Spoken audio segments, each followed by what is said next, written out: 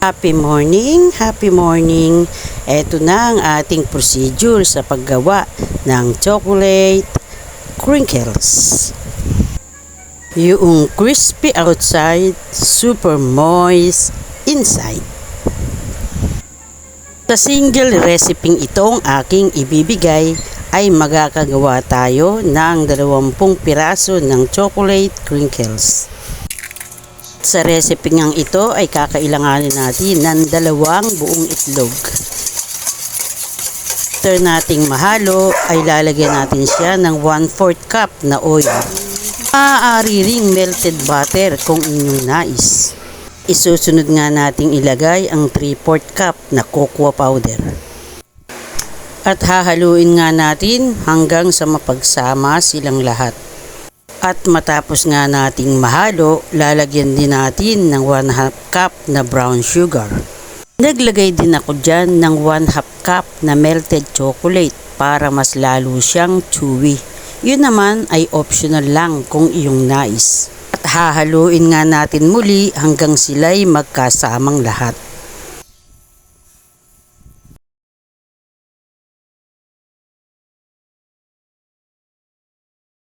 At kapag nga ganito na ang kanyang consistent, mag-a-add pa tayo ng 1/4 cup na white sugar.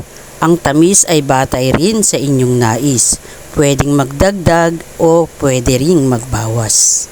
Nilagyan ko rin siya ng 1 teaspoon na vanilla, pandagdag aroma sa ating chocolate crinkles. Repeat procedure lang. Hahaluin natin muli hanggang magkasama silang lahat.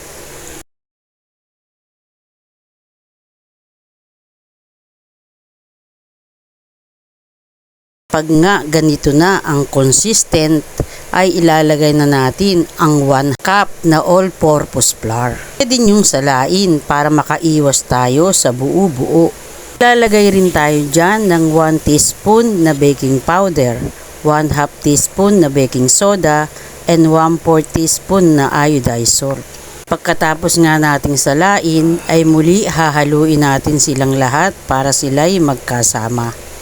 Pag ganyan na nga ang consistent, ay yuhulman na natin siya sa tig-iisang kutsara na sukat ng crinkles. At i-coat nga lang natin sa powdered sugar at i-bake natin sa 10 minuto. Ito na po yung ating finished product ng chocolate crinkles. Crispy outside, super moist inside.